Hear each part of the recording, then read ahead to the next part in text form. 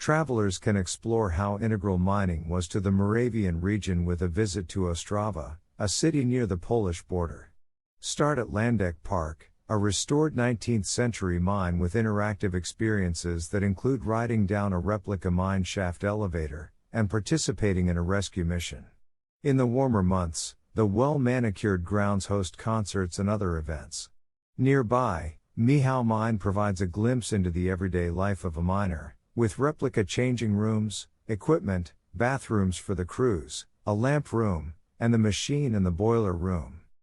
Getting there, traveling by train or bus from Praha Hlavní Nádraží takes about 3.5 hours, but you'll be able to enjoy the changing landscape from Bohemia to Moravia along the way. Direct trains run about every 20 minutes.